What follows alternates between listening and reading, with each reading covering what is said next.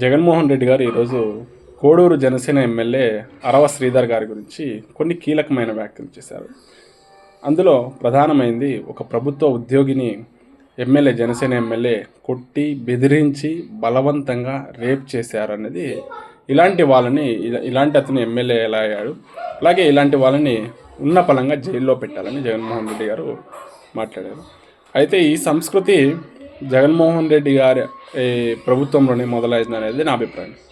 గతంలో రాయలసీమ నుంచి ఒక ఎంపీ, అలాగే ఉత్తరాంధ్ర నుంచి ఒక ఎమ్మెల్యే, ఆ వివాదం కొన్ని సంవత్సరాలు నడిచింది, మనం అందరూ చూసాం కూడా.